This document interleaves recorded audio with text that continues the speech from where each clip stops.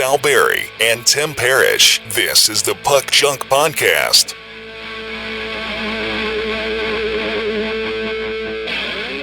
Hello and welcome to another episode of the Puck Junk Hockey Podcast. I'm Sal Berry, and along with me is Tim Parish, a.k.a. The Real DFG. Tim, how are you today? Fantastic. You say that every week, but I don't believe it. Am I that transparent? Look at me, I'm transparent. I'm a ghost. Boo. I can scare people, yeah. I don't want to bring the rest of the room down, so at least I gotta say something to keep it positive. Well, good. We're gonna need that because actually the first thing I want to talk about is what happened to Jay Bouwmeester in Tuesday night's game at the Honda Center against the Anaheim Ducks. So I know everybody in the hockey world knows about this by now, so I'm not breaking any news here. But what happened was about 12 minutes into the game, Jay Bouwmeester, defenseman on the Blues, was sitting on the bench and he collapsed. He just slumped over and fell. And the guy sitting next to him, I think that was Vince Dunn, he jumped up right away, starts, yelling for the trainer to come over. Alex Pietrangelo was skating over to the bench because it was a TV timeout. So, the goalie was at the bench and Pietrangelo, they were kind of skating, kind of milling around. And then all of a sudden, they all just start yelling. This happened, obviously, during commercial break, so we didn't see this happen in real time. We come back to the game, and the announcers are basically saying, a player just fell over. So he was taken to the hospital. They had to use the defibrillator on him. He had a cardiac episode, which could be heart arrhythmia. It could be a heart attack. It could be an irregular heartbeat. It could be his heart stop. We don't know, okay? Because it could be any one of those things. So I'm not saying that any one of those things happened. Basically, the heart wasn't working the way it was supposed to, and he passed out, and they basically had to use the paddles on him. So obviously that's very scary when something like that happens to anybody. But for a world-class athlete who's 35 years old and, obviously in incredible shape, for that to happen, it's a pretty scary thing. Yeah, I mean, the last time I remember seeing something like that happen was it 4 or 5 years ago when Rich Peverly for the Stars, and he had already missed a bunch because he had a regular heartbeat. He was treated for the season before, but same thing. Got loaded in an ambulance. They had to use the defibrillator on him. So it's definitely scary, scary stuff. And the crazy part is they start talking about it, and you're trying to wonder what happened. And the only video they really had was just that kind of side shot where you see him there kind of hunched over. He just got off the ice, finished the shift. I'm sure he's out of breath. Most guys, lean over like that. I mean, they're reaching for their water bottle, the perfect example of that, because anytime you see him on the bench, he's always slumped over, gasping for air. So that's nothing new. But then he just keeps going over, and then you see all the players waving, trying to get staff and medical team to come over and respond. And luckily, everybody was on their toes and dealt with it as quickly and as efficiently as possible. And from the sounds of things, I mean, Doug Armstrong had a press conference this afternoon and basically said that he's in okay condition, he's in good spirits, and they're doing a bunch of tests to figure out what happened and why it happened. So. Yeah, I mean, obviously that's scary, and it's also kind of sad because, obviously that was the end of Peverly's career, and, this could very well be the end of Bouwmeester's 16, 17-year career now, something like that. He's been in the league a long time. Right. You mentioned Peverly, and actually, so one of the things he's been doing since he retired, and he had to retire, was he was pushing for rinks to have those defibrillators. I forget what they're called, what the acronym is for them, but to get those in the rink and to get rinks, rink personnel to be trained on them. Not just pro rinks, but amateur rinks too. So, you go to any the acronym you were looking for was an AED. AED, yes. And the only reason why I remember that is because pretty much every single school has them in their school gym around where I am. So all the basketball games that I've been going to lately, you see them on the wall. So Yeah, I don't remember those from my childhood though. I remember no, they didn't. They just let us die. So wow. We had a smoke alarm. We had a fire alarm and maybe a fire extinguisher. yeah, we had smoke alarms in our school as long as the janitor didn't take the batteries out for their flashlight. So so anyway, so yeah, obviously we're all hoping that Bo Meester makes a speedy recovery. He's back on his feet. I mean, maybe back on the ice. I don't know. I mean, we don't know the extent of it. But yeah, that's. I mean, it could. I mean, again, I'm not a doctor. I'm not going to speculate. But I mean, I even know that like somebody like Kimmo Timonen a couple years ago, when he won the Cup with the Hawks in 2015. He had blood clots. He had to be on medication for that, maybe blood thinners or something.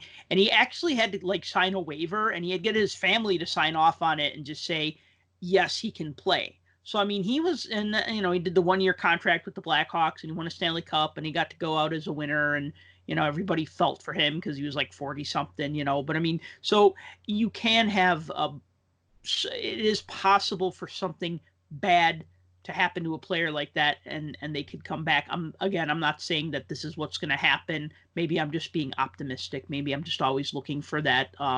It could be better. It could get better. He could get better. Things. That's the optimist in me, and maybe maybe my optimism is misplaced here, but I like to think not. I like to be hopeful. well, and it's obviously you want to hope for the best. You don't want to see anybody's career cut short from something like this. I mean, you bring up the blood clot thing. I remember when Thomas Foucault was on the Penguins, he almost died from blood clots in his leg. And, people said, oh, he's out for the injury. He's got blood clots. Well, he had a history of blood clots. And he came out in an interview after the fact and he basically said, yeah, it basically almost took my life. Wow. So, I mean, he was able to still play going forward, and he had surgery to remove them. They were in his pelvic area, so they messed up his legs. But, it's just one of those things. Hopefully we'll find out something it is. They'll be able to treat it, and Jay will be back on the ice. So here's to hoping. We shall see. So we go from J to JR. Oh boy! So on Wednesday, it was announced that NBC has fired Jeremy Roenick after suspending him indefinitely without pay in December for remarks that he made about several of his on-air colleagues, Catherine Tappan, Patrick Sharp, and Anson Carter. We talked about that at length in another podcast, but I mean, everybody pretty much knows the details now.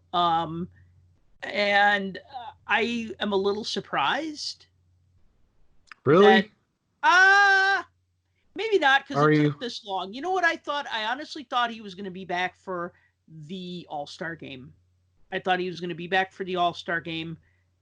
That's what it's kind of like, so he does something stupid. Okay, perfect example. So the whole hockey Me Too thing with the coaches, right? And you recall Mark Crawford was criticized by some of his former players, right? So the Blackhawks, they suspended Mark Crawford. They did an investigation. They found out that Crawford has been in therapy for his past behavior and trying to be a better person. And they just said he's going to remain suspended until after the new year. So they kind of gave it some time for it to kind of cool down. And then he came back, and it's not like somebody accuses of him on a Tuesday and then he's back like Wednesday and everybody's still outraged. You know what I mean? But I think the difference here is that you have your internet people who are outraged and then you have like your colleagues who are outraged. And I think in Roenick's case, yeah, I guess his colleagues were outraged. I mean, rightly so. I don't know. I don't know if they were I I don't imagine think I don't think outraged is the right word. pissed off. You know, when the whole thing, and we talked about this, and I know you and Jim talked about this too, but you know, when the whole thing went down, the initial reaction from everybody was like basically, I mean, in not to trivialize it, but in less words, it was, oh, that's JR being JR, whatever. Yeah. And then the more that the media piled on, and social media exploded with it, then all of a sudden, everybody that supposedly didn't have an issue with it now had an issue with it, and everybody was scorning and disapproval and everything else. And I'm not trying to trivialize it, but again, we live in this cancel culture. If you say something that's, whether it's borderline or over the line, it doesn't matter, because if you're in high profile positions working for any company and you're not your own employer that's not responsible to anybody, you're toast. I mean, that's the bottom line. You're done. So working for NBC, which is a juggernaut of an employer, they had no choice. They had no choice. Would I've liked to see a different outcome? Sure. Did I think he was going to be back for the All-Star game? No. Did I think he was ever going to be back? No. I wanted him to be, but there was no chance. No chance. Because that would look so poorly on NBC with all of the negative publicity that they would get from so many different social conscious, and I'm choosing my words carefully here, socially conscious watchdog, air quotes, groups. They would have been hammered. So I don't know. I didn't expect him to be back. If he did, there was a glimmer of hope in the back of my mind saying, okay, they're going to let this blow over for this season. And then when all the hype and everything comes for next season, all of a sudden they'll wheel him back out in very small doses. But even that was just, So what I think should happen is him and Don Cherry should team up and form their own podcast or their own broadcasting team, and then go out and find all the most ridiculous, over the top, crazy analysts that they can and start their own hockey network. Now that would be must-see TV. That's an interesting idea. You know, I want to backtrack because I wanted to ask you, do you feel that with like a lot of these, well, we brought up cancel culture earlier, and Yes. we talk about people doing something, other people getting, a person doing something, people getting angry at them, that person getting reprimanded or losing their job. Do you feel that, like, in general, and I know it's a case-by-case basis, but do you think maybe sometimes intent isn't looked at enough?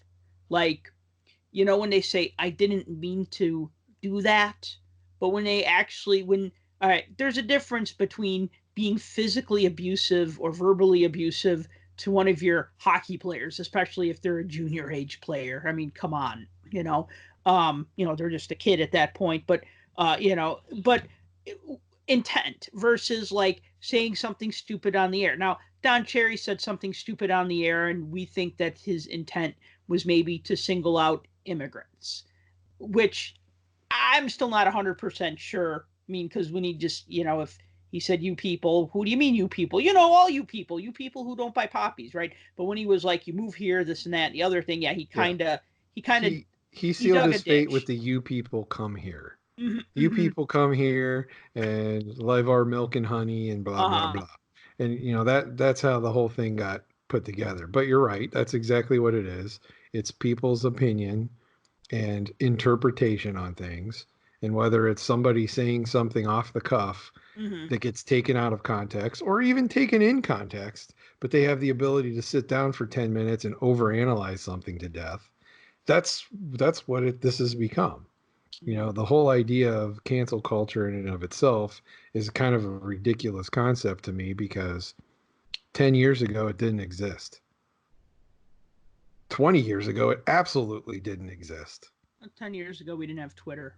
We had we had Twitter. I take that back. Like we 2009. Yeah, okay, we had Twitter then, but I mean, it wasn't as prevalent as it is now. no. I mean, yeah, we may have had Facebook and Twitter or even MySpace back then, but they weren't the let's go on there and complain and bitch and moan about every little stupid thing that goes on in the world. Mm-hmm. I mean, I don't want to fall into the quagmire of alienating people and sit here and say, grow a freaking backbone. Right. But that's kind of how I feel sometimes. Because sure, if I went to work at a hypothetical job that I don't have, and I said things like JR said to fellow employees. Yes. I'm sure in this hypothetical company, if said hypothetical company had an HR department, I would be called into an office and spoken harshly to, yes. if not canned myself. Okay. So now you take that, and no, I don't say it to the employees, but I say it about the employees somewhere else, not on the clock, talking to somebody, and somebody else finds out that I said it. Am I still called into the HR department? Well, maybe if it then becomes a problem at work. Mm-hmm. I don't know that this actually became a problem. It was made to become a problem because the fact that he went on another popular radio show and said it.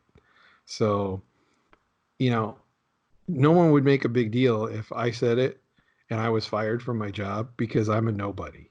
Mm-hmm. But he's technically a celebrity, so to speak. So therefore, he is a target to be analyzed of every bit of his behavior that goes on from the moment he wakes up till the moment he goes to sleep, just like any other celebrity. And that's the world we live in now. Assuming that Roenick doesn't start his own podcast, which I would listen to because he's hilarious. The politically incorrect podcast with Jeremy Roenick, right? Because, I love Don Cherry, but Roenick played in a more modern era that I can relate to. I'd love to hear his stories, but where do you think he'll be back? I'm sure he'll be back. Oh, he said he'll be back. He said He said, well, not like the Terminator, I'll be back, but he said, don't worry, I'll be back. So where do you think he's going to land? Honestly, I have a theory. Here's my theory. The normal MO. Okay, so you're fired from NBC. So who would hire you? ABC? CBS? No, obviously, because they don't have hockey, and he's a hockey personality. So where else does he go? Does he go to a local market? Does he go to another national media outlet that covers hockey? Well, there really isn't one in the United States, so he'd be forced to go to Canada. So you're looking at Sportsnet or THN, which maybe. TSN, sorry. Mm-hmm. That's okay. What did I say? THN? The Home Shopping Network? The Hockey News. All Hockey News, sorry. The Home Shopping Network. That also fits. Yeah, but honestly, I don't want to call him damaged goods right now, but I think he's got that pig pen cloud of dust floating around him. You know what I mean? Yeah. I said stink cloud, and you said that pig pen. Yeah. It's like he's got that pig pen cloud of dust surrounding him. So whether people consider this legitimate media or not, I could see Barstool hiring him. To be honest with you. Oh yeah, I think the Chicklets they kind of let him. Well, no, they just they didn't. You know what? Actually, they didn't lead him down a path for him to put his foot in his mouth. But I see that commercial with Bissonnette and Whitney, and I'm just like, yeah, you guys, Roenick screwed his career on your show, and there you are, having a drink. Yeah, but that's how that works. Anybody that listens to the show listens to it for one reason, and that's because players, both current and former players, and hockey personalities go on that show, and they can actually be themselves and not have to be the stuffy suits and say the right things and, that kind of thing and toe the line. They just speak candidly and talk, and talk. And that's one of the reasons why that show is so popular is it's just guys talking. And, I kind of want to think that Roenick for a little while, I'm thinking maybe he would go to ESPN because because I believe that now ESPN is now streaming some of the games on ESPN Plus. Like some hockey games are streamed. Yeah, every night they have a game or two that's available on ESPN Plus that you can stream as long as you pay for the service. Right. So they're probably not having their own broadcast team for that. They're probably just patching into like. I've watched 2 games, and both times they were patched into the home feed of whatever it was. So I think one game was the Rangers and somebody, so it was MSG Network feed, and then another game, I believe they patched into like Boston, and I shut it off immediately because I can't take that. Oh yeah, that Homer crew is just ridiculous. I think I don't know, Boston. I don't know. There's certain crews that I like more than others. Like, but then again, part of it is just my bias of like the teams that I tend to watch because I watch a lot of Sharks and Avalanche, so I'll always go for their announcers. But like pretty much anybody else, I'm like, yeah, okay, whatever. I never choose to watch the Rangers, like unless they're playing a team that I want to watch. Like I never say, oh, the Rangers are on, or oh, the Islanders are on, unless it's like, oh, the Islanders or the Maple Leafs are visiting the Islanders, and it's John Tavares' first game back. Then yeah, I watched that game, of course, because I was expecting bad or hilarious things to happen. But yeah, like I know what you mean though about just being annoyed by some announcers, especially the ones that are like just like blatant homers. And the thing is, you not to get off the subject, but you as a fan of a team, whether you're you a Blackhawks fan, me a Penguins fan, or whatever you're a fan of, watching the team play, you're always going to be prone to want to listen to your own announcers just because you're going to have that slant a little bit. But honestly, I've watched plenty of games and listened to plenty of games on the radio and listened to radio broadcasts. And it is absolutely insane, the dichotomy.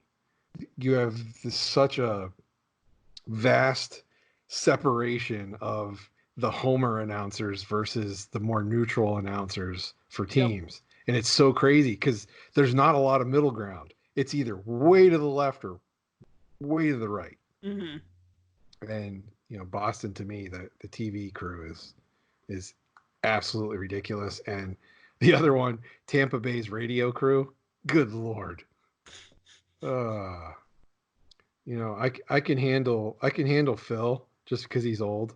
Yeah. And, he rambles on about crazy stuff and says stuff in the background and you have no idea what's going on half the time because obviously it's on the radio. Yeah. But their main guy, and I can't remember who it is. Even my kids commented on it. We were listening in the car the other day. Were you punishing them? No, Tampa Bay was playing the Penguins, and I was taking them back home, and so I turned it on in the car because we were watching it in the house, and it was Tampa Bay's announcers. And they scored. Tampa Bay scored. And the announcer you would have thought they won the Stanley Cup. It was, it's crazy. But, that's a perfect example of that. But yeah, so they're like, the Tampa Bay Lightning have scored, and now they only trail by 4, right? No, and it wasn't even like, the soccer goal. It wasn't even that. It was like this guy was putting so much emphasis. He was like, he scored. Like his voice was just like he was going crazy and like ready to trash the place. Like it was no. I don't even want my regular like home announcers to do that. I just don't. One thing I'll say about the Blackhawk announcers, and I've been listening to Pat Foley for a long, long time.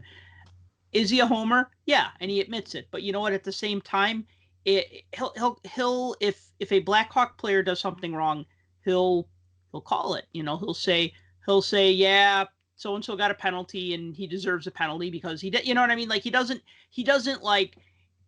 I don't feel like he sugarcoats things, and I don't feel like he will be like, oh well, it's clearly the other guy's fault. You know what I mean? Like it's he's I feel like he's honest in his analysis of things.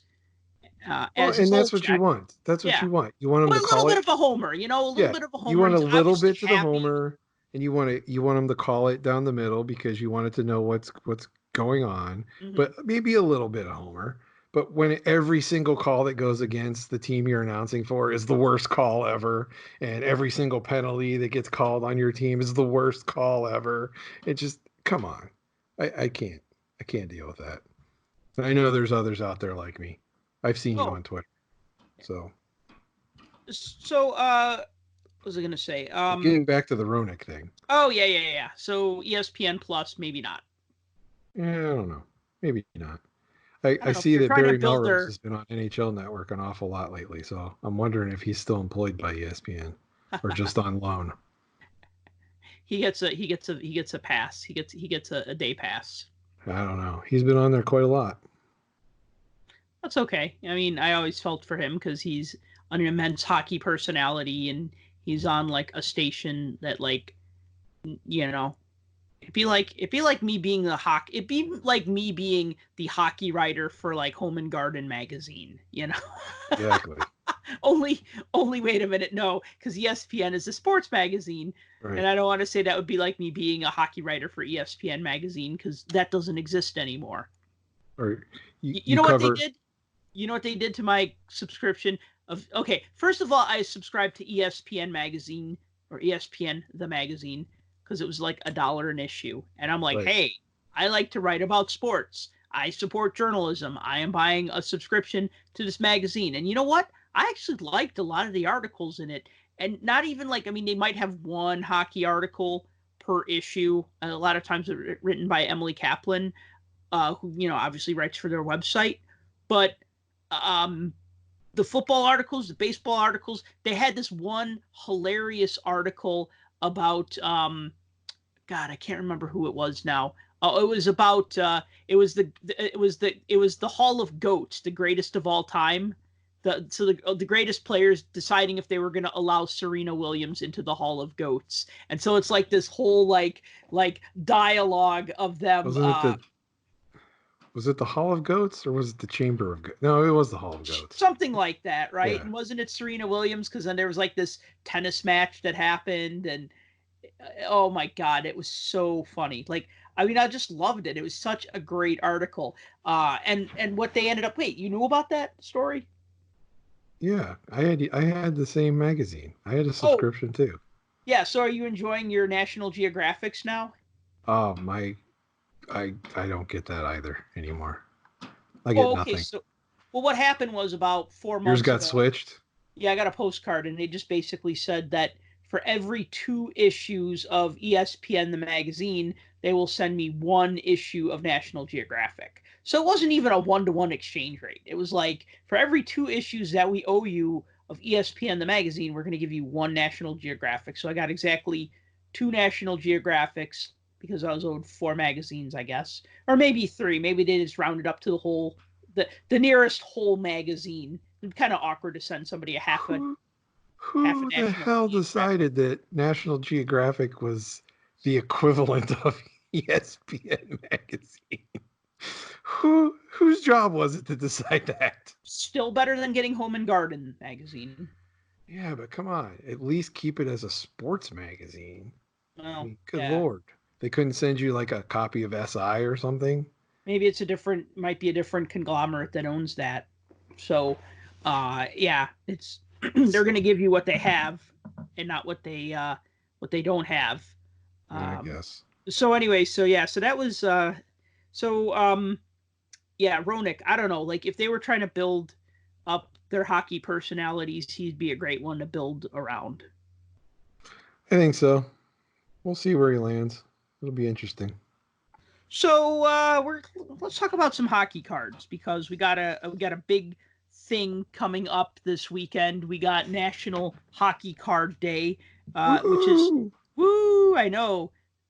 Saturday, February 15th. So this is the 9th year that they're doing it in the United States, and I forgot how many years they've done it in Canada. USA, they started in, I want to say in 2012, 13, or was it 11, 12? It was, I don't know, 8, 9 years ago. And Canada, it was a couple years longer. I want to say 08, 09 or 9, 10.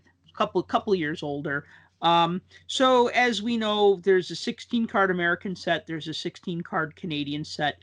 Also, there are, and the way to get those cards 1 through 15, you go to one of your participating dealers, you get a free pack of cards from them.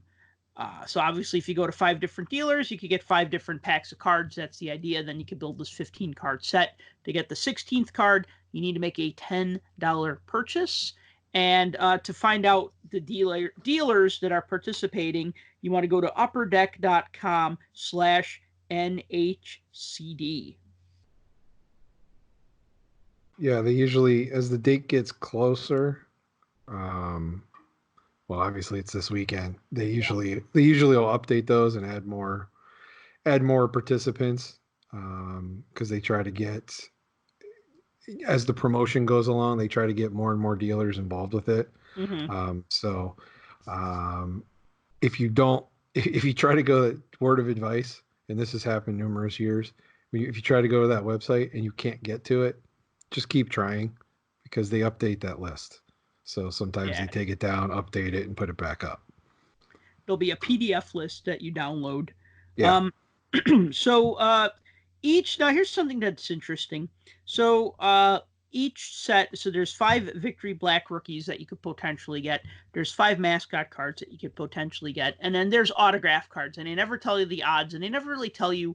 They might have said who the autographs were this year, but I forgot already. Maybe I announced it a couple shows ago or last show. But those are. I can tell you the American ones are Brock Besser, Joe Pavelski, and I want to say Taro Hirose from the Red Wings. Mm-hmm. And then the Canada ones, if I'm not mistaken, are Ryan Poehling, Marc-Andre Fleury, and I believe Lanny McDonald is in there. Wow. Well, Canada wins that one. Yeah, but it's Lanny McDonald dressed like a maple leaf, I believe. That's okay. Yeah. He was a good maple leaf. But that's who I think is in there. I'm not sure if there'll be others, but you know how Upper Deck is. They like to throw in surprises at the last minute. Yeah, it should be Lanny McDonald as a Colorado Rocky. Oh, there you go. That would just be hilarious. There you go. Because, So anyway, so here's the funny thing, though. I don't know if you know this or not. Do you know what mascots are in the set? And I'll tell you, but I'm just wondering if you looked at their page yet. Yeah. So there's 5. Yeah, I saw that. I think it was like 5 there was 5 in US and 5 in the Canada. Mm-hmm. I mean, I didn't really notice anybody out of the ordinary that wouldn't be included in there, other than there's no iceberg. But yeah, and I actually wanted to critique this for a second because thinking about so the U.S. mascots, let's talk about them first. I think Gritty is a must. Gritty is like the Wayne Gretzky of hockey mascots. Well, especially since he was just acquitted. So yeah, Gritty acquitted. Yeah. What a ridiculous story that was. Oh my God! You know the worst part about it is, do tell. Not to get sidetracked, but the worst part of that whole thing is everybody's like, "Oh, Gritty committed this crime and he assaulted somebody and all this kind of stuff." Okay, Gritty didn't do crap because Gritty doesn't exist. It's a character that's played by some dude inside of an outfit. The guy did it. It was the guy, but nobody says his name ever. Everybody just says it was Gritty. So that's what cracks me up. Yeah, I don't know why they kept it such a secret. I mean, it was a guy in a costume and not Gritty. Honestly, I think, and this is what I heard, there isn't just one person that does it. So no, it's multiple. But they would know who it was because it was at a particular event. I'm sure. Yeah. So I'm when you sure. have Gritty doing the Today Show, and then you also have Gritty doing a fan event, yeah, there are many Gritties, just like there are many Santa Clauses that go to different malls at the same time. But you did see that right after they announced his acquittal, the next thing you find floating around is a video of him like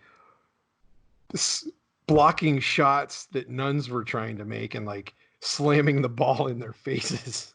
Oh, So jeez. yeah, so I was like, wow, didn't miss a beat on that one. Did they like put his head over somebody's body, or was it actually Gritty No, it was like? him. He was at some event and there were a bunch of nuns that were like shooting a basketball or something, and he was jumping up in their faces and just slamming the ball down on them, blocking their shots. So So needless to say, I must have this Gritty card. So yes, Gritty. So the mascots for the U.S. set: Gritty, which makes sense. S.J. Sharkey, which makes sense. Uh, Bailey, which makes sense because Bailey should probably be the number one mascot. I mean, like Bailey is like number one, and Gritty is like Bailey is like a Mickey Mantle rookie, and Gritty is like a Hannes Wagner T206 card. You know, they're just like it's like one is like the number one, but the other one is just like untouchable, right? As far as hockey mascots go. you like Bailey that much? I like Bailey that much, but Bailey once sent me some hockey cards in the mail, so Ah, so I there you gotta, go. yeah. Um, okay, Tommy T- Hawk. Tommy Hawk, yeah. I didn't like when they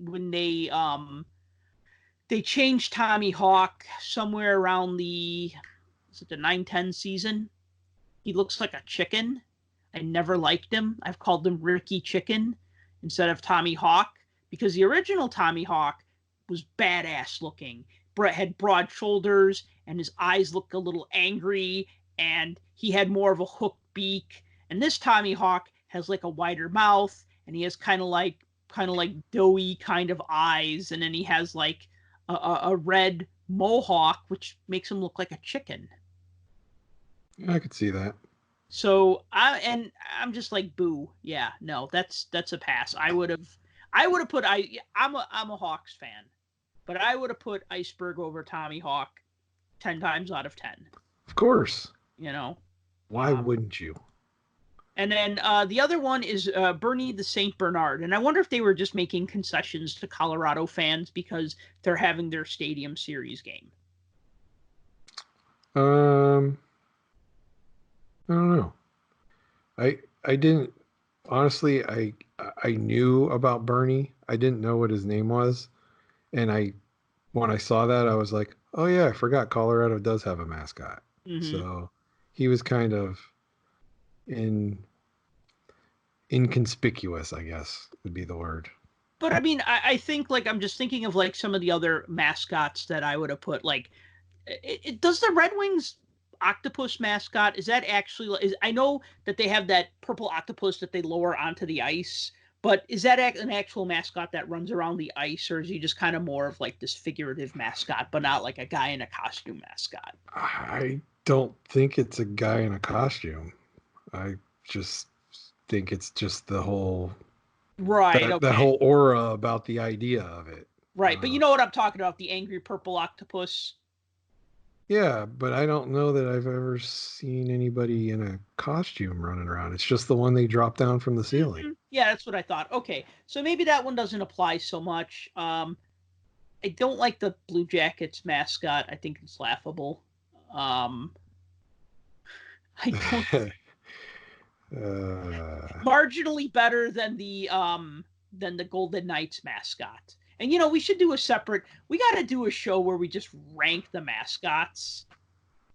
But I think that like as far as like US mascots go, maybe I would have made it the Blues mascot. I don't even know what it is. Is it a dog?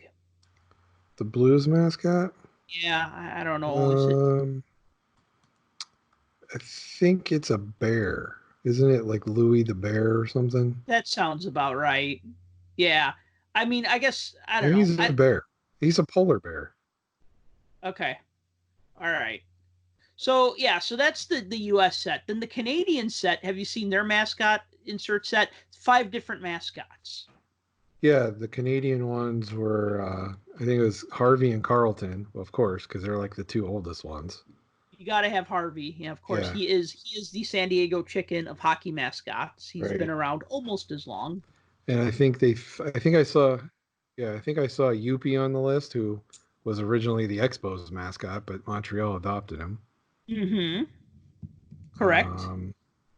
Who else was on there? Was it the whale from Vancouver? Yep, Finn the Whale. Finn, that's his name. Yeah, it's pretty forgettable. I don't remember the other one. Well, the other one, I didn't even know that. This is how weak I am when it comes to my 411 on hockey mascots. Spartacat, which is the must be Senators mascot, and it's like a lion. Spartacat. Yeah, so is that like the lion that they fed fed people to in the Coliseum? Fed the Christians to the lions? Christians too, right? Yeah, like bring out Spartacat. And Spartacat comes out and eats the Christians. God, that's terrible. Yeah, I wouldn't have picked Spartacat. No. Do the Flames have a mascot? Yeah, it's Harvey. Okay, so but he's kind of transcendent a little bit, right? Like he's like a hockey mascot that you forget that he's like the Flames guy. That's why I did. I just forgot that was for the Flames. So who's missing? Winnipeg? Winnipeg has crap. Who does Winnipeg have? Was it Mickey Moose? Mickey Moose. Yeah, I think the Manitoba Moose became their mascot. Yeah. And in Edmonton has Hunter. Yeah. I would have picked Hunter over Spartacat. That's it. Spartacat. Yeah, I would have picked Hunter over Spartacat 10 times out of 10.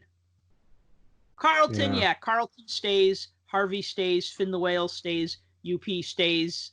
But Spartacat, I'd just be like, yeah, okay, that's not really that interesting. I mean, I'm sure the kids like them, but So what are the odds of actually pulling one of those? Oh, they never tell you the odds. And, we spent way too much time talking about cards that are probably one in every 20 packs. I know, last year when they had, I think it was not last year, it was 2 years ago when the Golden Knights were in their first season and they had the Golden Knight insert cards in National Hockey Card Day packs. I believe there were maybe 3 for every 100 packs or something. It was really they were really tough pulls. Oh, go ahead. No, I was just going to say, I know the Victory Black rookies are all next to impossible. Yeah. Well, I'm not really super excited about Victory cards, even hard to get ones just don't, all right, whatever. So you want to check out upperdeck.com/NHCD. And then also there's a Facebook group called the National Hockey Card Day Trade Group. That is a great place to trade. American collectors will trade with Canadian collectors. Canadian collectors will trade with American collectors. People will help each other fill their sets, not only from the current year, but from previous years. So that's also a good thing to check out. So if you like the National Hockey Card Day sets, please do join the National Hockey Card Day Trade Group on Facebook. I think I'm still a member of that one. Yeah, if I'm not mistaken. It's a good group. People have traded me just complete sets, even from I'll have an extra set or two from the current year, and somebody be like, well, I have a set from 2014. I'm like, well, I don't have that one. So yeah, let's trade, So it's been a really good thing. I've liked that. Another thing that's I don't know if you know about this, but Tim Hortons donut shops in Buffalo are going to be selling packs of Sabres cards. It's not just Buffalo, Columbus too. Only not Sabres cards. They're going to be Blue Jackets cards. Obviously. Okay, that's great to know. Yeah. Now what they're trying to do is get down into the markets where they've seeped into south of the border. So, which is good. Yeah, it is good. I mean, I'm not going to get that in Chicago because we don't have Tim Hortons. We have Krispy Kreme, and we have so many Dunkin' Donuts that my theory is that if you just stare in a direction long enough, you will find a Dunkin' Donuts in Chicago. Like literally, just just go to an intersection, spin around 3 times, and then just stop and look in a direction, and eventually you'll be like, oh yeah, there's a Dunkin'. Now, oh, there's a gas station, and inside that gas station is a Dunkin' Donuts. Oh, there's a Baskin Robbins, and inside of that Baskin Robbins is also a Dunkin' Donuts. It's like, dude, they are like, I feel like they're like every other block. I get off the train in the morning to go teach school, and there's a Dunkin' Donuts. Like when I get off the train, it's in the train station. Nice. Yeah. So Tim Hortons. Okay. So Buffalo and Columbus. Also coming out this week, Upper Deck Series 2. And then also a price drop in the Panini Select set, which we're selling for the princely sum of $75 for, was it 2 cards? 1 base card 3. and 1, 3. It was what 3. 1 base, 1 autograph, 1 memorabilia? I believe so, yes. But it's I funny think though because go ahead. I was going to say, I don't think they've done this with any of their digital release or online only release hockey. Because they sold out. They sold out in time. They sold out in a quick Right. manner. And here they didn't. Yeah. You add a card to a pack, you give it more value, you raise the price, and now you don't sell them. Well, wait, hold on though, because those other cards that were $20 a pack, you had the possibility of getting an autograph.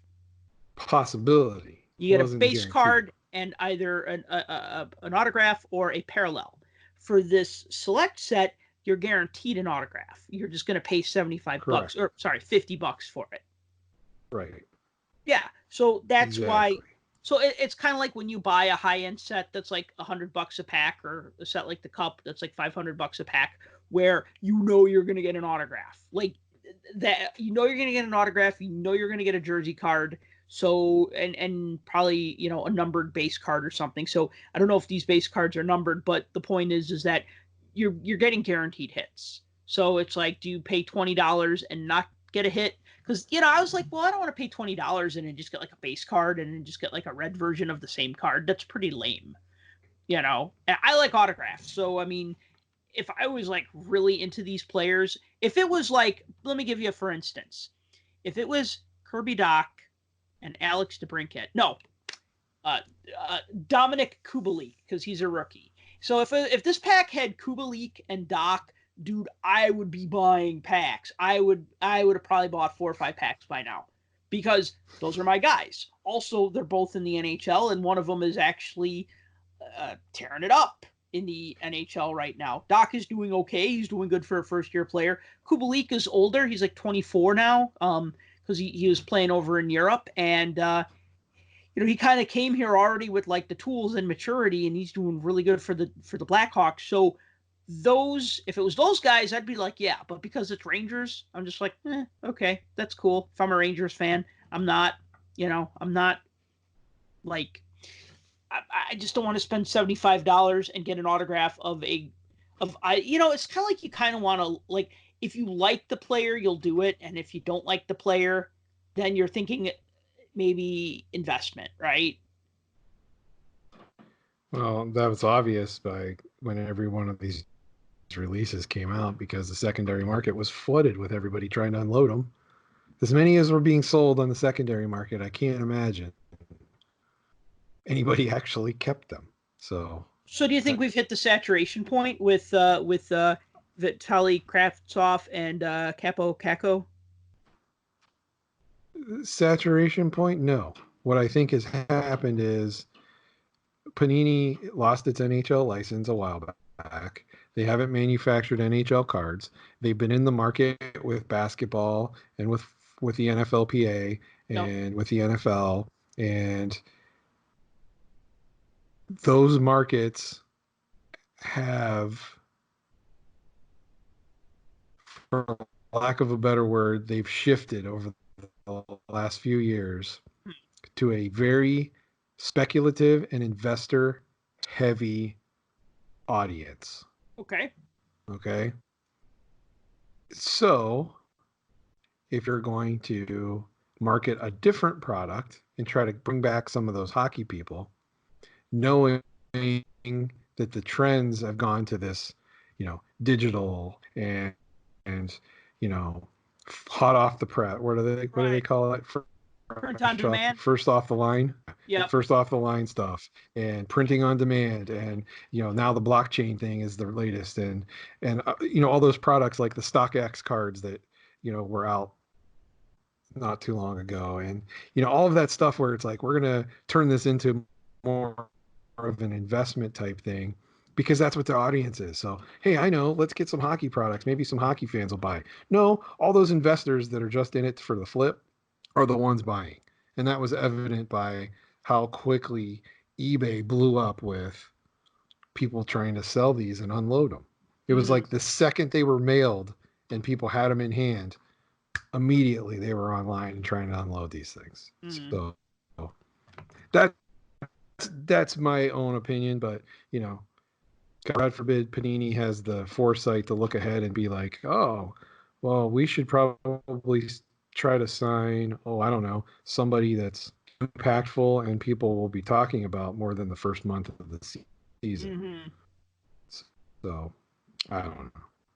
That's hard though, because I mean they're gonna invest money in a player, and sometimes that player, like, I mean, maybe they wanted to go after Jack Hughes and maybe he wasn't interested, or maybe they just liked this player better, or maybe he was willing to sign for less, or whatever. And it all comes down to the dollars and cents of it, and I understand that and I get it.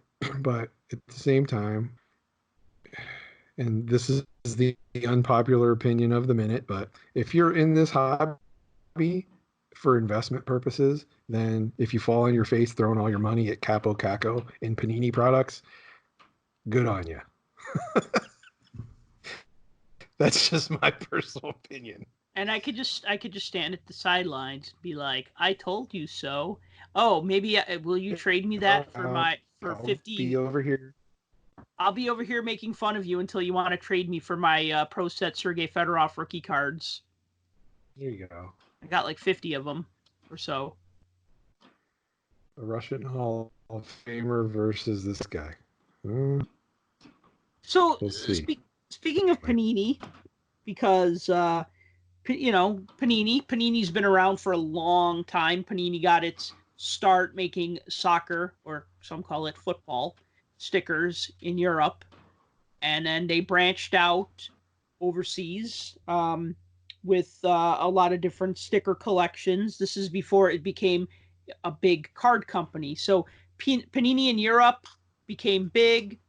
They started buying up some of the card companies in the United States, such as Donruss and Score, and they own the rights to those names now. So that was like when Panini America started, was the late 90s, when they started snapping up these card companies. And now today you have Panini America making football cards and basketball cards and some hockey cards. But for the longest time, Panini America made, and it wasn't even called Panini America back then, it was just Panini. Panini made hockey sticker albums. Now, in the early 80s, O-Pee-Chee had hockey sticker albums, but it was actually Panini who printed them. They said O-Pee-Chee on them, or Tops, because there was also a Top sticker set in 82. 81, 82 was O-Pee-Chee, 82, 83 was Tops and O-Pee-Chee, and in the next couple of years, it was O-Pee-Chee, but these were made by Panini.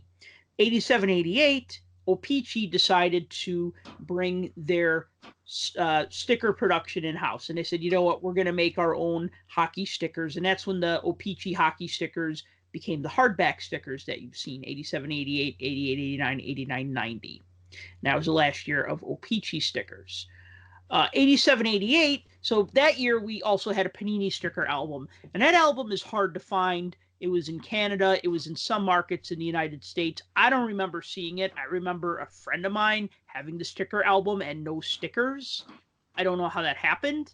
Maybe somebody gave it to him. But this was back like when we were kids, and I just got into hockey.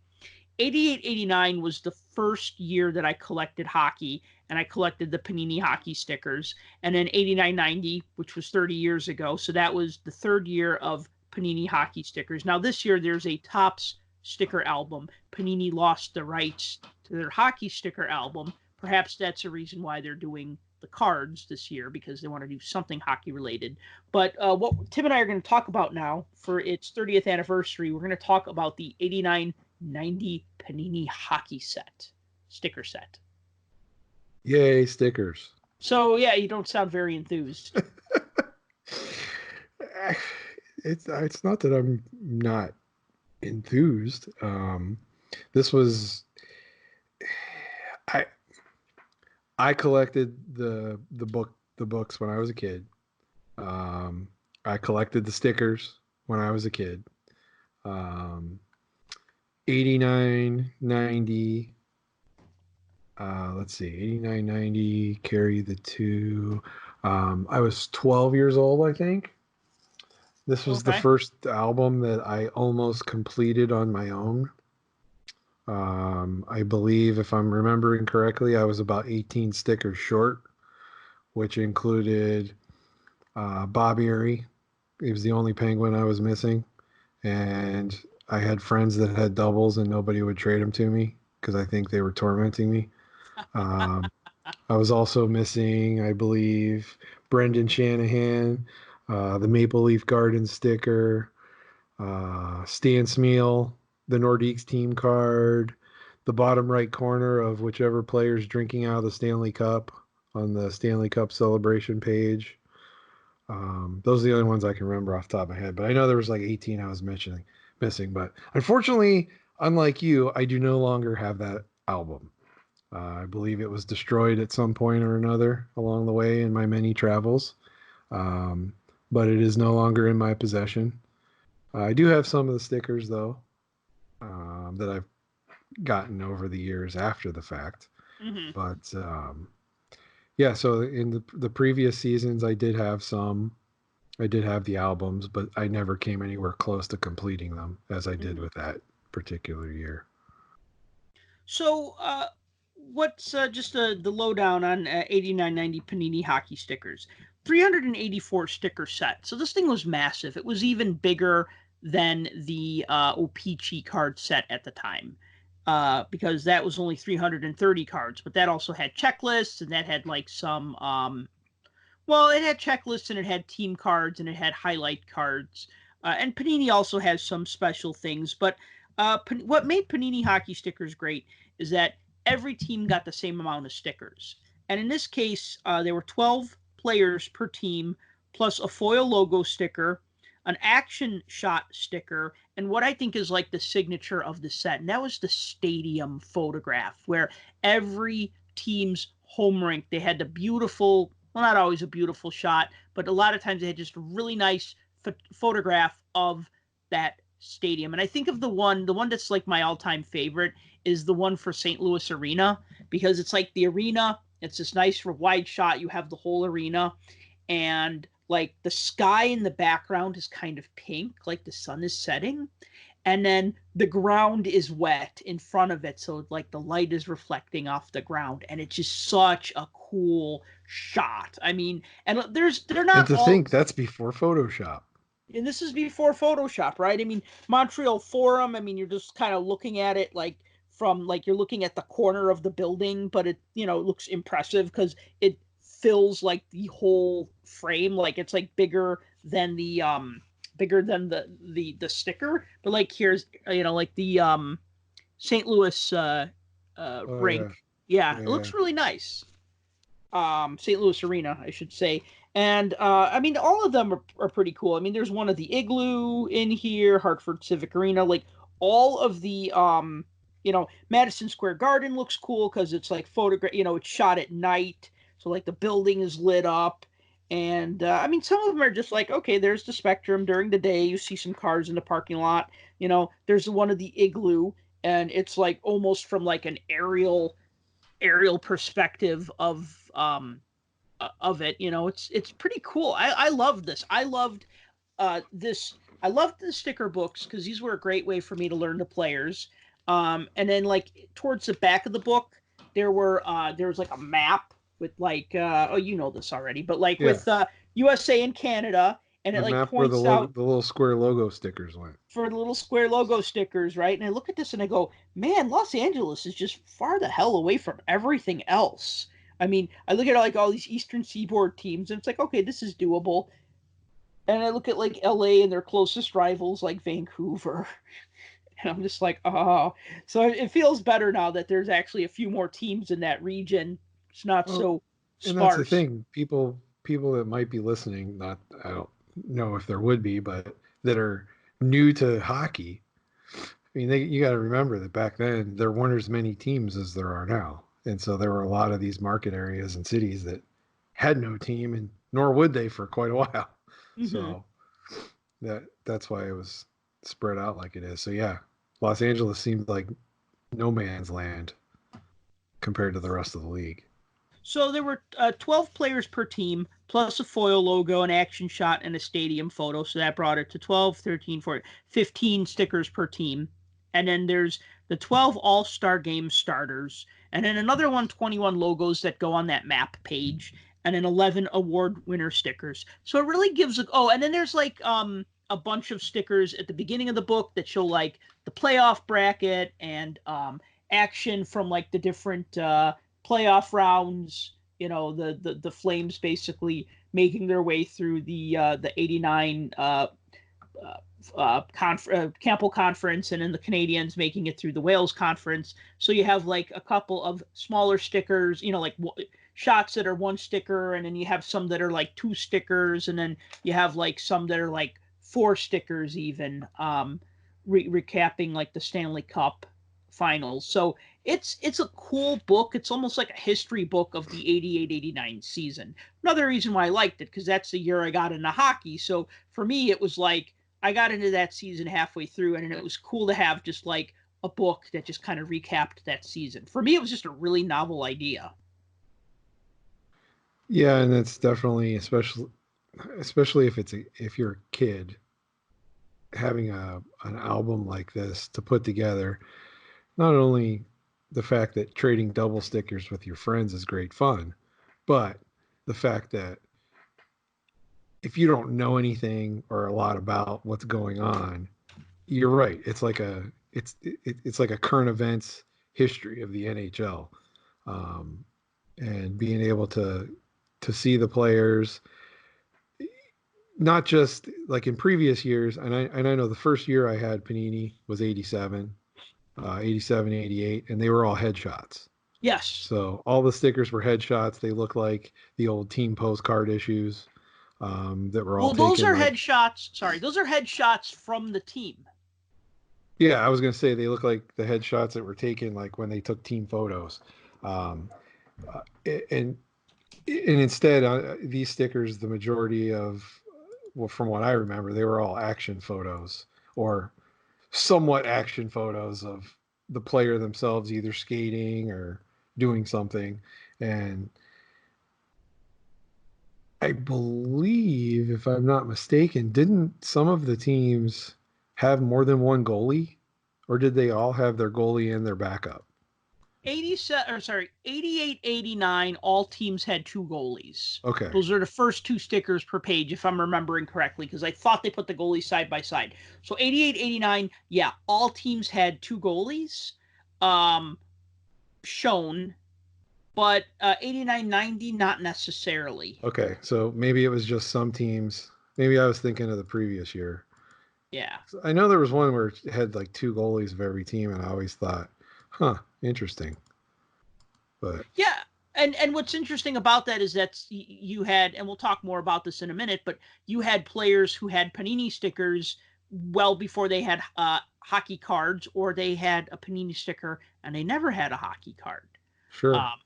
So back in the day, an album was 89 cents, and on the front, I love the front of the album. So you have Bobby Smith of the Canadiens and Joe Nieuwendyk of the Flames, and it's picturing the two of them from the 89 Cup Finals, but they're superimposed in front of this black and teal background, which is black and teal stripes, which is just, it's really striking and attention-getting because of that bright blue, and then the black. It just stands out. And then a pack of stickers was 30 cents. And that got you 6 stickers. Because I remember the previous year, a pack of stickers was 25 cents for 6. And I just thought, wow, that's so cheap. I loved it. And then the next year, they went up to 30 cents. But the stickers were a little bigger, so I didn't mind. They were like a little bit, if you put them sideways, if the 88, 89 stickers were mainly sideways, and the 89, 90 stickers, like if you put them sideways, they were a little bit longer. So it felt like it was more for your money. It was like more picture for your money. It was more sticker for your money. But yeah, the price did go up to 30 cents. I used to buy them at the grocery store. I'd be able to grab a couple of packs. I mean, you could buy 3 packs for $1 back then. Tax in Chicago was 8%. Or I'd buy them at White Hen Pantry, which is kind of like a 7-Eleven. Do you have a White Hen Pantry in Indiana or in Pittsburgh? Definitely not in Pittsburgh. We used to have them over here in Indiana, but most of the they were all franchised. So most of the franchisees have shut them down. Closest thing to it, we had one that used to be a pantry, or a White Hen, and now it's just called the Hen because it's no longer affiliated with them. But yeah. So I used to get them at I'd go to White Hen Pantry. I'd grab a couple packs of Panini Hockey Stickers, get a Slush Puppy, which was like an inferior Icy, which was actually just an inferior. No, actually, Slush Puppies were better than Icies. I agree. I was just going to say, I don't think they were the best. Yeah, I don't think Slush Puppies were at all inferior to Icy. No, Icy was like you were at Kmart and they had Icies and you really wanted that wrestling cup that it came in. Even though I hated wrestling, I thought I'd get the Hulk Hogan cup because everybody loved Hulk Hogan, even if you weren't into wrestling. You just knew who he was, right? So it's just like, oh yeah, oh, cool. I'll get one of those Icies because I wanted the Hulk Hogan cup, and I got Hacksaw Jim Duggan, and I'm just like, who is this ugly man, and why is he holding a board? Because he's about ready to smack you with it. That's why. Yeah, exactly. Well, it looks like he got smacked with it a few times. In the face. Good old Hacksaw. But yes. Hills was the store that used to have the Icies by me. That was who had the Icies. We didn't really go to Kmart. We went to Hills. So. Do you think Carlton the Bear and the Icy mascot are related? I believe they're distant cousins. They're distant cousins. Yeah. Okay. I think the Ancestry.com proved that. So go to 7-Eleven. Sorry, go to White Hen Pantry and get a Slush Puppy and get a few packs of Panini Hockey Stickers for 30 cents a pack. And I did not finish that set. So 88, 89, I actually finished that set. It took me into the summer, but I was trading my doubles. So what you could do is, back in the day, you could actually trade your doubles with Panini. Did you ever do that? One time. One time I did. And did you finish the set that year? I did not. Were you trying? Yeah, and then it lost its luster because it was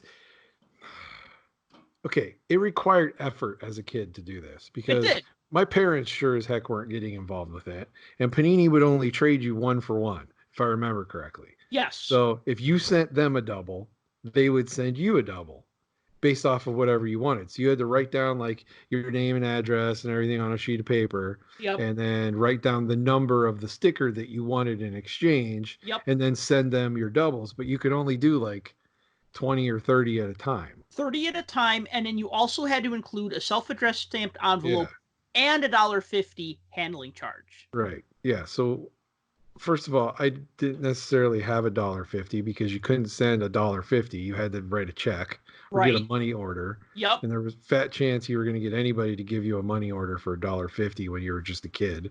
Right. And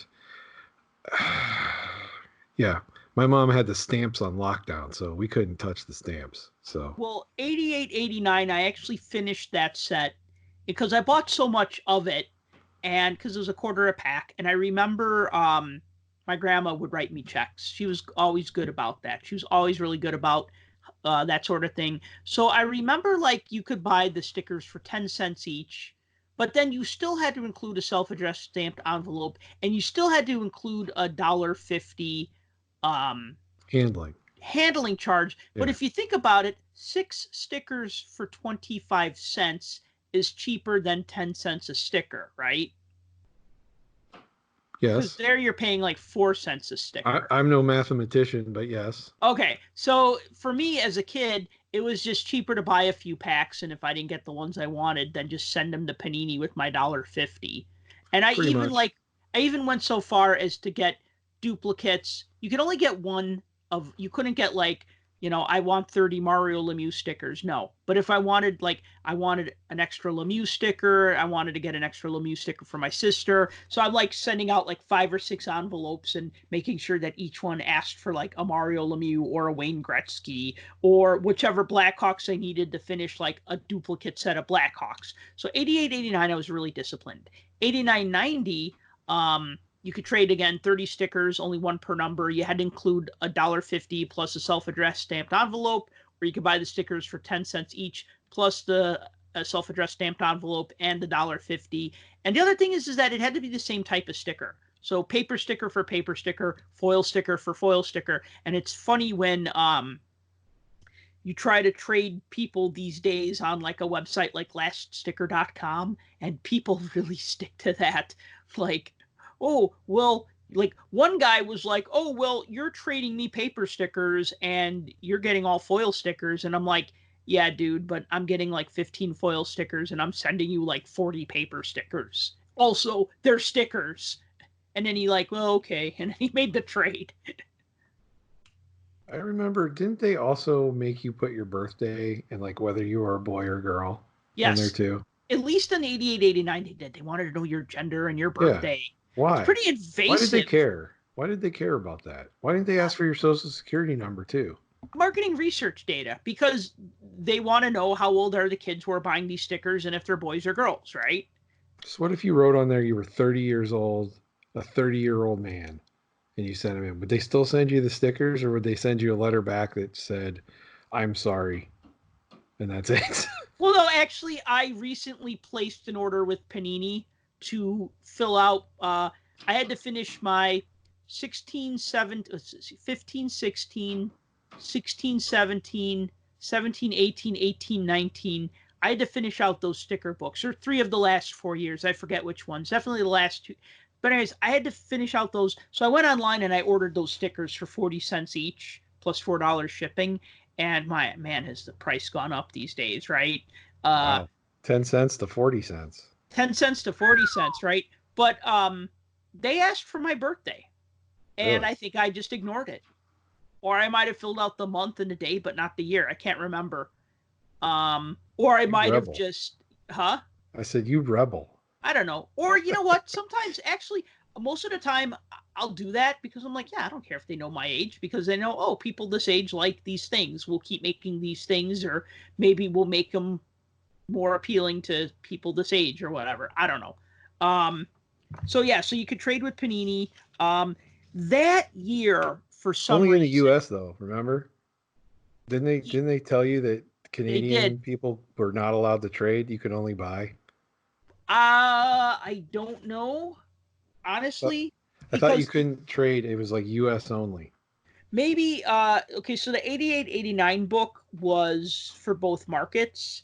This book, even though it does have some stuff written in French, the back of the book only has a U.S. price on it. It doesn't have a Canadian price.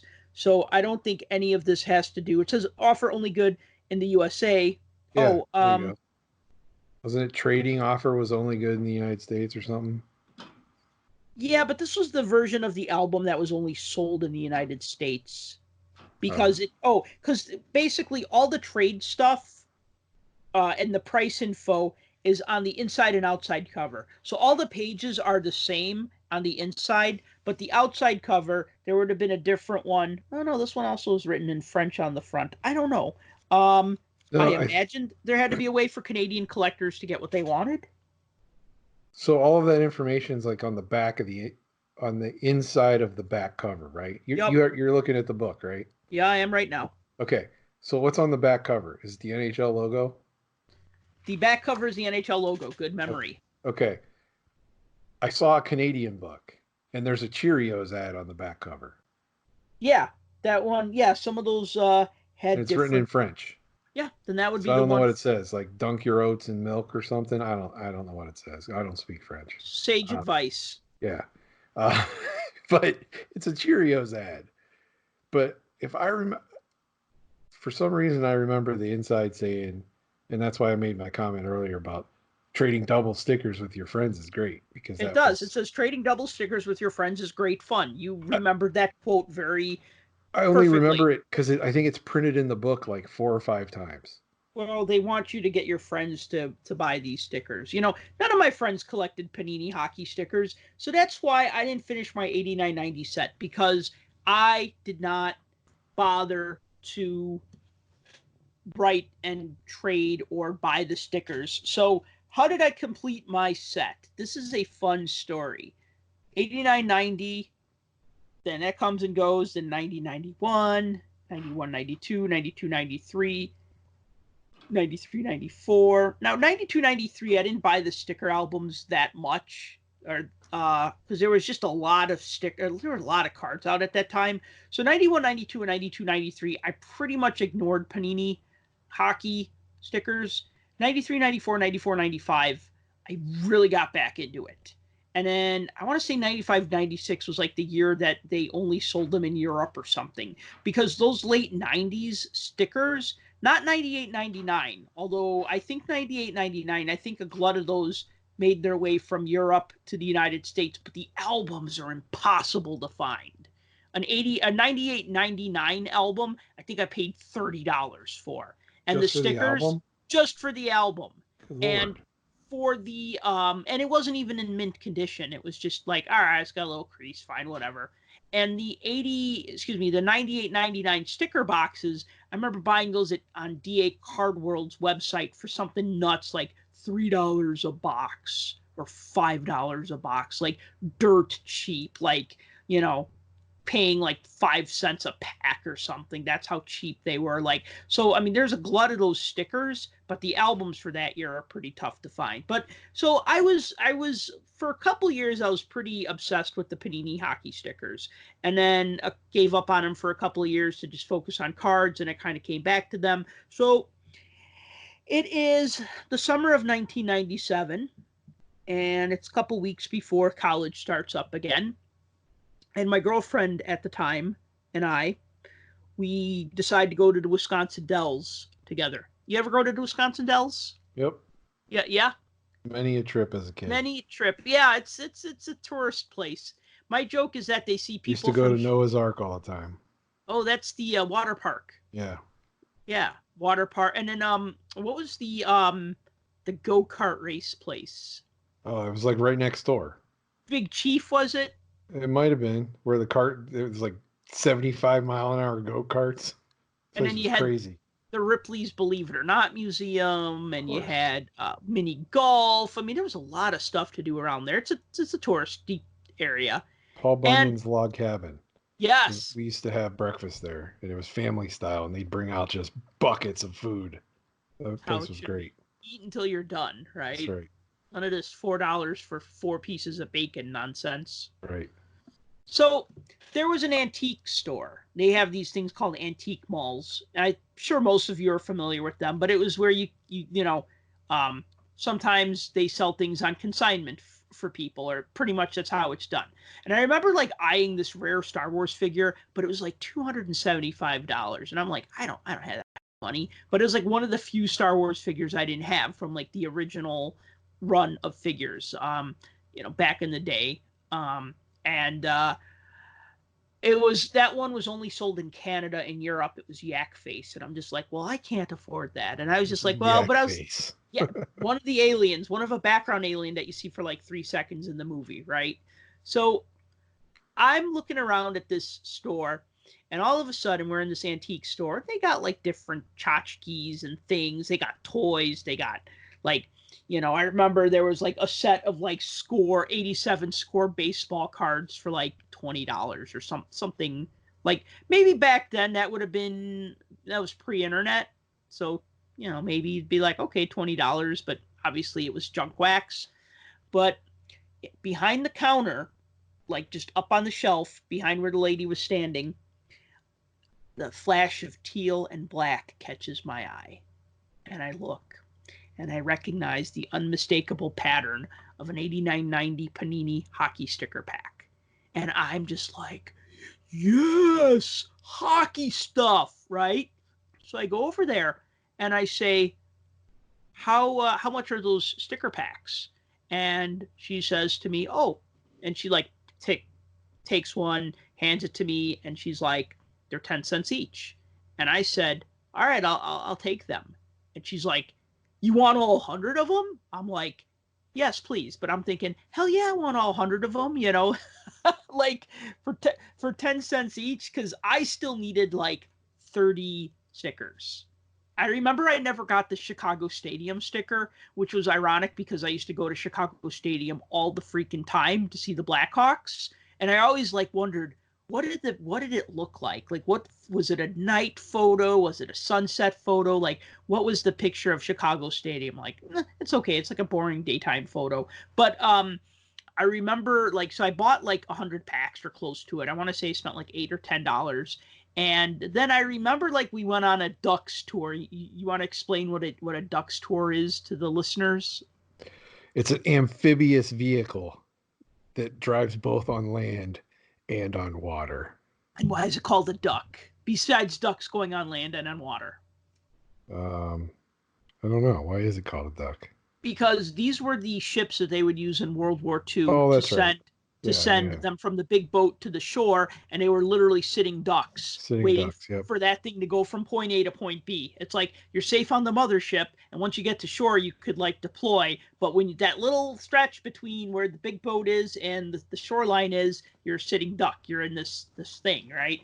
So so the ducks, right? So I remember we're on the Ducks tour, and they're like, like, here's some trees and here's some whatever. And I'm sitting there and I'm opening Panini hockey sticker packs. Like, oh my God, this is awesome, right? 10 cents a pack. Then we get back to the hotel room and I'm like opening my packs of stickers. I don't think I opened them all that weekend. I was with my girlfriend at the time. So I was going to be like, I'm sure she was thrilled. I'm sure she was thrilled. But so I remember buying a bunch of them, and that's how I completed my set. And then, of course I had like 600 of them now, like, because whatever doubles I had left over, and then I had like another 600. So then I ended up building like a second set, just cause, just to put in album binder pages, just cause I'm weird, I guess. I don't know. Makes sense. But a little bit of trivia for you here. So, there's a couple of notable rookies, if you want to call them rookies, in that set. I know we talk about rookie cards. We don't talk about rookie stickers, because stickers are like the cards that nobody collects and everybody makes fun of. Not everybody. Well, no. Do you remember like some of the big names in this one? Big names as far as rookies go? Yeah. Boy, I'd have to think for a second.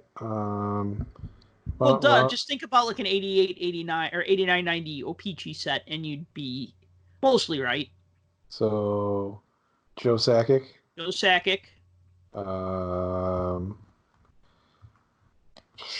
Kirk McLean.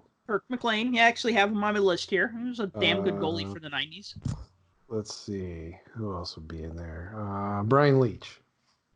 Now it's funny that you say Brian Leach, because Brian Leach actually had a sticker in the 88-89 set, which predates his rookie card by a year, his O-Pee-Chee and Topps rookie card. Brian Leach actually had stickers in the 88-89 O-Pee-Chee sticker set and in the Panini sticker set. So it's funny that his stickers, it's a hardback, it's a sticker back card. I don't think he had a sticker in 88-89 O-Pee-Chee, but on the back of the sticker was a card that said Future Stars, and it was a picture of Brian Leach. Trevor Linden. So that's okay. Yep. So Trevor Linden, How, Joe Sakic, Kirk McLean, and then there's like other guys like was Basil Fleury in that McRae. mix? He's not. Theo Fleury's not in there? No, I know, right? Huh. How about Um, Gary Roberts? yeah, he's probably in there. I mean, the Flames. Well, they could have done all the Flames because they were the championship team. Flames Yeah. had Joe Nieuwendyk, Gary Suter, Joe Mullen, Doug Gilmour, Mike Vernon, Gary Roberts, Jamie McCowan, Lanny McDonald, Al McInnes, Brad McCrimmon, Colin Patterson, Jim Peplinsky. Damn, was that team stacked. I mean, they won the cup that year. Let's see. Who else would have been in there? Oh, How you know about what's kind of cool? I look at this now. Is that the sticker album? Actually, they had the address, the mailing address to every rink on that team's page. So I think this is when I started writing to players because here it says Detroit Red Wings, Joe Louis Arena, 600 Civic Center Drive, Detroit, Michigan, 48226. And then it has a phone number. I don't know why they would give a kid the phone number to each team, but that's just kind of an interesting little tidbit. I'm sorry, who were you going to say? I forget, but man, I don't know why I don't remember that because I probably would have called the Spectrum every day and said Flyers suck and hang up. Been like, is your refrigerator running? Yeah. Is your Zamboni running? Well, you better go catch it. It'd be an interesting experiment. Go through there and look at every stadium for every team and how many of those stadiums actually still exist. I don't think any of them do. Other than MSG. Well, yeah, that's true. That'd be about it. Nassau Veterans Memorial Coliseum. A Saddle Dome for the Flames. Well, they call it something else now, I think. But anyway, yeah, it's still a Saddle Dome. It's still a Saddle Dome. So, yeah, Trevor Linden's the other notable rookie sticker in that. So now here's a couple of interesting tidbits. Brian Leach first appeared in the 88-89 set, so this is not his first sticker. Bob Mason, who was a goaltender for a number of years in the late 80s and early 1990s, the dude never had like a legit proper hockey trading card. He's been in team issues, he's been in food issues, and he has Panini stickers in 87, 88, 88, 89, and 89, 90. 89, 90. 88, 89, he's pictured with the Blackhawks, and 89, 90, he's pictured with the Capitals. But he never had a Topps or O-Pee-Chee card, or later on a Pro Setter scorecard or Upper Deck card.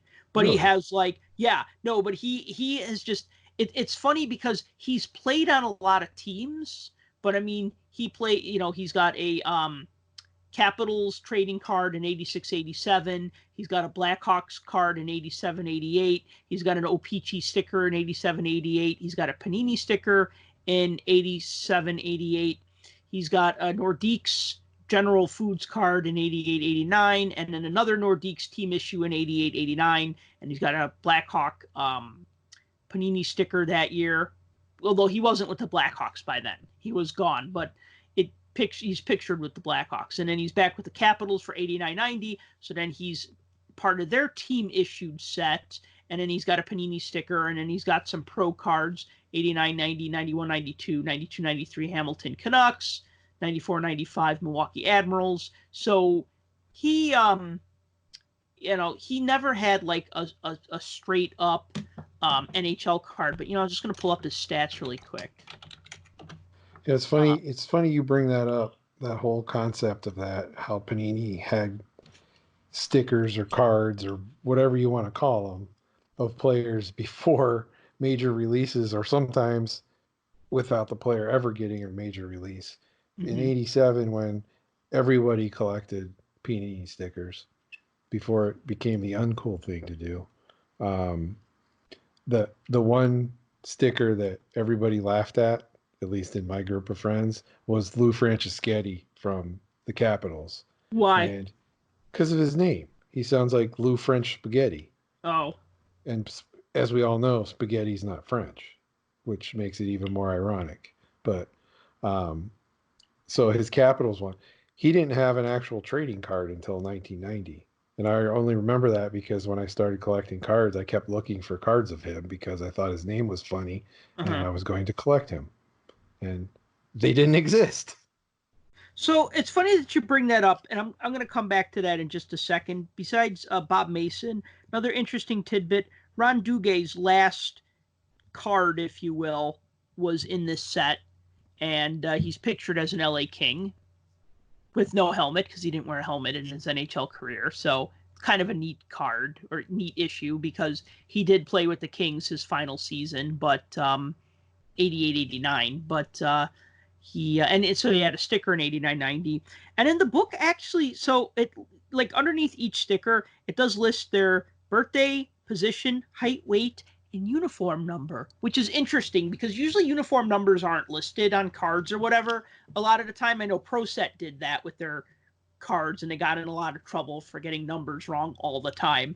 But I just thought that was kind of interesting that Panini did that, like instead of like hometown or whatever, or I don't know, Last Amateur Club. Actually, that's something that Topps used to do that I loved. The Last Amateur Club. Liked that. I like knowing that they came from this junior team or this college team, or the Last Amateur Club was the Olympic team or whatever. I always thought that was cool. Yeah. But now I want to go back to something you just mentioned a minute ago, and that was talking about guys that Lou Franciscetti. Yeah, so talking about players who did not have a sticker. Sorry, who did not have a card until, we'll just say, the trading card explosion of 90-91. Yeah. There's probably more than just Lou, but I got a couple people here. So we're going to play Guess the Player. So Okay.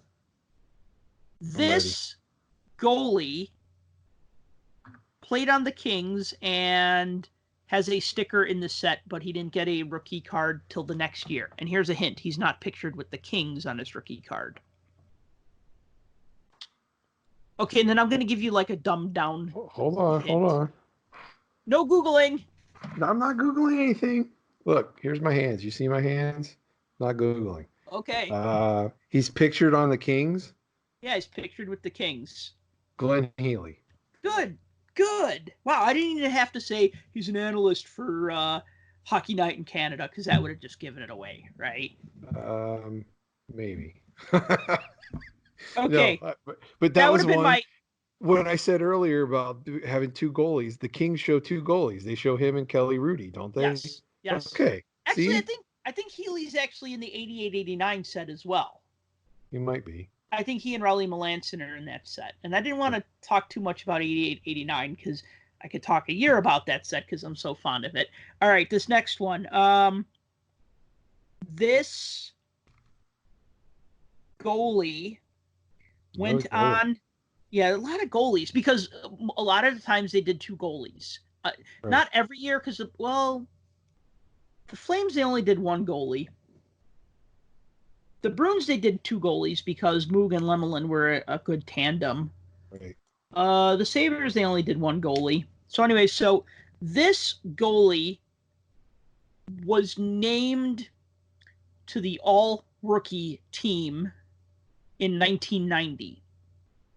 So even though he has a sticker in 89-90, because he played some games in 88-89, but not enough to qualify as a rookie, but he still ended up in this book. It's funny, Panini has lower standards for making a sticker of somebody. You know, Topps, you had to play a full season, and Panini, it's like, oh, you're a goalie and you played 8 games. Okay, cool. We need another goalie. You're the guy. Here you go. We're going to put you in this. So this goalie was on the all-rookie team in 1990.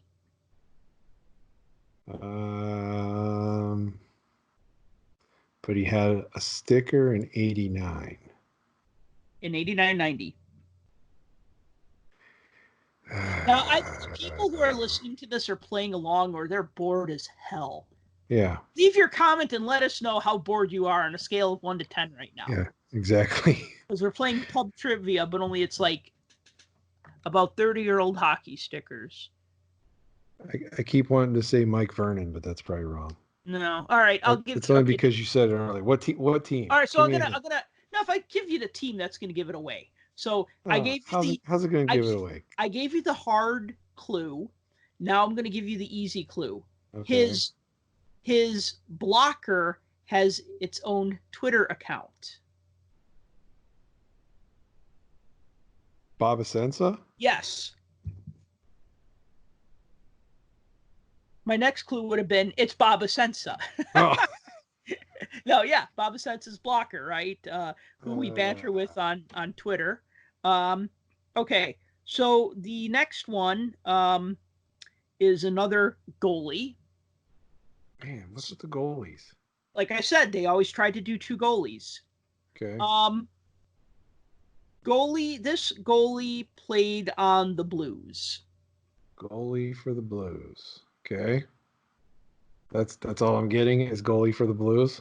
Yeah, I can't think of what, I mean, he's pictured with the Blues. He played with other teams also, but 89. The only Blue goalie I can think of is. okay, I'll give you a hint. He was Greg Millen's backup in 88-89. I was going to say Greg Millen, so it was Greg Millen's backup. Well, Greg Millen had cards for like the previous 10 years, so he started as a Penguin, FYI. Who did? Greg Millen. Oh, yeah. Yeah. I thought you meant his backup. No.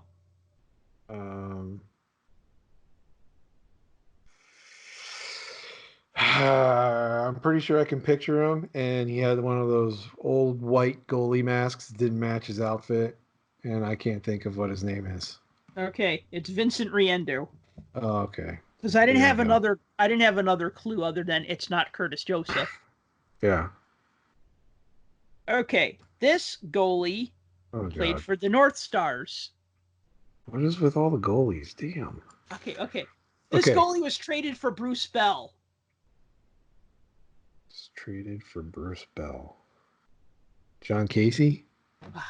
Dude, come on. Oh. Kerry Taco. Right. What'd you say?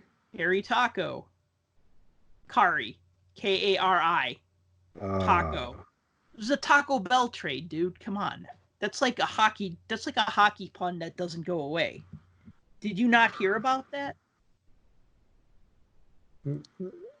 I just don't remember. That's all. Okay. This goalie played for the Islanders. Well. And his name rhymes with jacket. His name rhymes with jacket? Jeff Hackett? Yes. All right. Okay. Last one. Not a goalie. Oh, not a goalie. This Penguin. Oh, okay. Has a sticker a full year before he had a rookie card in 90-91.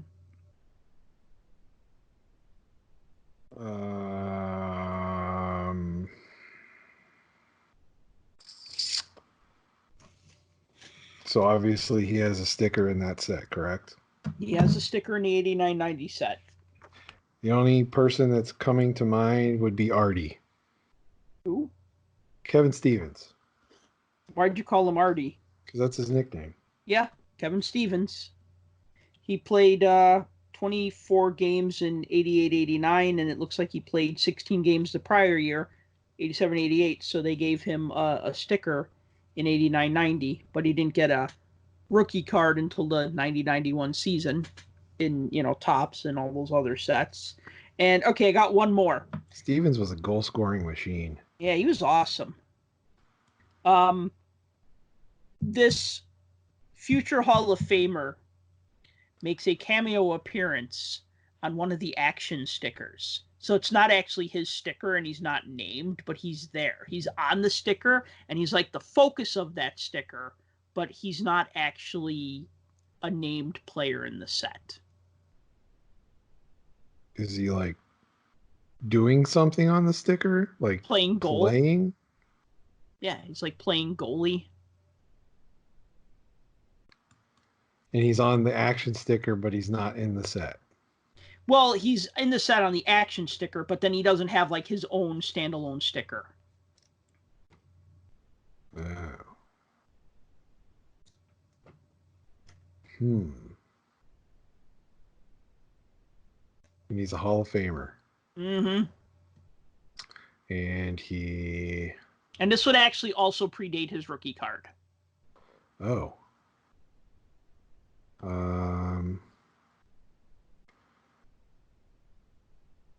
Boy. I don't know. You got me on this one. I was going to say Patrick Waugh, but that can't be right. Okay, his nickname was the Eagle. Oh, Belfour? Yeah.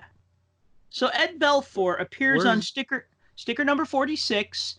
It's an action shot. It's on the Chicago Blackhawks page. It shows the Blackhawks playing the Islanders on the road in New York, because the Islanders are wearing their white jerseys. He's in net. He's got a white helmet. He's wearing number 31. Was this a pregame or a pre-season game or? No, and I'll tell you why. Because he wore number 1 until around November 20th, and then that was when, I want to say it was November 18th or November 20th. I have an article about this on Puck Junk. I'll be sure to link to it. Belfour wore number 1 until the team retired Glenn Hall's number.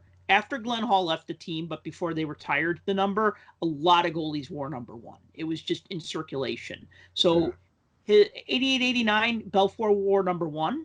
And then when they retired Hall's number, then he was given number 31. And then he was eventually sent down to the minors. And then the next year he played with the Canadian national team. And then he came back to Chicago at the end of the 89-90 season. And then they gave him number 30 because it was available then. But 31 was not available. Gotcha. Interesting. Yeah. So there's, and this is why I like these early Panini sets. And even like you'll see some of this in like the O-Pee-Chee sticker sets, because they would be bigger than the card sets. So they would make stickers of guys who did not get a card. So I just, that's something that I always geeked out about. In fact, you know what I used to do was back when like rookie cards were A, cheap and plentiful, and B, still kind of meant something. I mean, at least to me anyway. I would just I had 2 binders just full of rookie cards. I don't care who the guy was. I would just, that's his rookie card, I'd put it in this binder. Since I actually started getting the complete sets, it seemed kind of moot. But when I was a kid and I'm like, oh, I'll never own an 84-85 O-Pee-Chee set, but I would like Troy Murray's rookie card. And I would take that and put that in my rookie card binder. But then like if they had like a pre-rookie card in like the Panini set, I would get an extra sticker and also put that in my rookie card binder. Now, like I said, the whole thing's moot because, you know, why do I really need an extra rookie card? Unless it's like a valuable thing that you just want to have extras of, but just like a rank and file player from like the 70s or 80s. It doesn't matter because I just have the full set now. So are those, how do you designate those? Designate what? Because, the stickers? Because they're stickers. Are they rookies? Are they pre-rookies? Can you count them as anything? I count them as, if it's a sticker, I count it as a rookie sticker or a pre-rookie sticker. It's still an artifact of that so you player add from sticker. that time. Yeah, I mean, sticker moniker to it. Well, because they don't really have, other than like the 91-92 and 92-93, those Panini stickers, they put stats on the stickers because they were trying to compete with cards. Because I remember the packs used to say, now it's stats on stickers. But back then... so you peel the back off and then the stats are gone. No. The stats would be on the front. I know. I was kidding. Okay. That was a joke. Well, it wasn't very funny. And yet you didn't. You don't Sorry, recall... I didn't mean to offend the stickers. Yeah, I'm outraged. Feel my Twitter wrath. Here I come. I'm going to be canceled. Please know it. No. You don't remember the Taco Bell? Hearing about the Taco Bell trade? I probably do, but my long-term memory is not functioning right now. I'm sorry. That's okay. Dude, functioning pretty good to remember 89-90, a 30-year-old sticker set, and that you needed, which, you remembered like 6 of the 18 stickers you needed. That's pretty good. I'm just glad I remembered Lou Franceschetti. Yeah. It's a funny story. And yeah, because we would make fun of that guy's name. But in fact, he was a capital. So. Well, yeah. I mean, and he was kind of a goon. So. So anyway, so that's pretty much all I have to say about this set. I mean, I've pretty much rang every little bit of useless trivia out of this 30-year-old sticker set. So I don't know if any of you out there collect stickers now, or collected them recently, or collected them back in the day, but of course we'd like to hear about that if you did. Any final thoughts before we wrap this one up? Put a bow on it? Not about the stickers, but I just wanted to make the comment that any of you listening out there, if you haven't got a chance to see the ESPN movie Willie that's been playing this month, check it out. It's about Willie O'Ree, and it's really, really well done. Oh yeah, that's awesome. Well, thank you for sharing that. I'll have to check that out. And how can they watch that? Right now, it's on ESPN, and it keeps airing fairly frequently. Mm-hmm. I don't know if you can still get it on their online stream or the on-demand stream, but there's various times that it's been playing throughout the month. So check your local listings, as the kids say, and check it out. Awesome. Well, thank you for bringing that up. And thank you all for listening to the Puck Junk Hockey Podcast. If you like this show, please tell your friends. Please like and subscribe. Please subscribe to the RSS feed on iTunes, Google Play Music, iHeartRadio, Spotify, or anywhere where you get podcasts. Also, if there's a podcast provider that you think we should be on, let us know and we will get the show on there. And also, if you like this show, please consider buying a t-shirt from shop.puckjunk.com.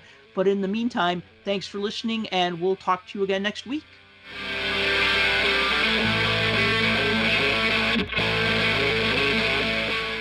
For more hockey goodness, follow us on Twitter @PuckJunk.